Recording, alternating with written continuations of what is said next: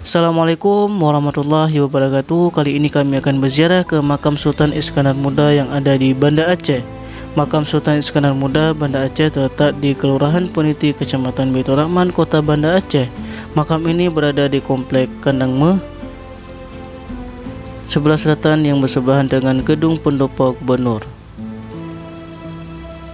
Makam Sultan Iskandar Muda merupakan peninggalan yang sudah terdaftar sebagai cagar budaya nasional.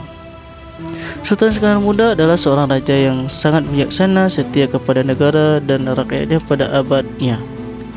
Pada pemerintahannya, Aceh dikenal dengan kerajaan yang sangat kuat, jaya, adil dan makmur, sehingga wilayah kepemimpinannya sampai ke Malaya.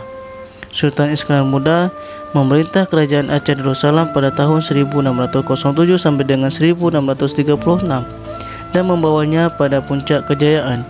Pada abad ke-17 itu, kerajaan Aceh berada di peringkat terbesar kelima di antara kerajaan-kerajaan Islam di dunia.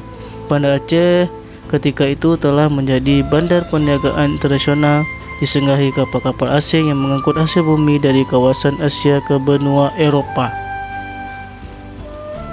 Pada masa kerajaan Iskandar Muda, roda pemerintahannya sangat tertib, tentang hukum dan adat berjalan sesuai aturan yang sudah ditetapkan. Siapapun rakyat yang melanggar tetap dihukum tanpa kecuali, kalaupun itu anak atau keluarganya.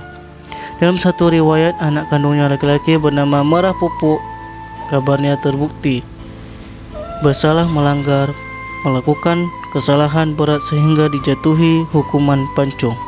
Setelah dipancung, beliau mengumumkan kepada rakyatnya dan timbullah pepatah dalam bahasa Aceh ini, gadoh ane mepak jerat, gadoh adat pat tamita. Artinya, hilang anak tahu makamnya, hilang adat mau cari mana. Makna dari pepatah di atas adalah hukum ataupun adat yang sudah ditetapkan harus ditegakkan. Sekian, terima kasih, dan ini adalah singkat cerita dari beliau dan semoga bermanfaat. Jangan lupa di subscribe, like and share.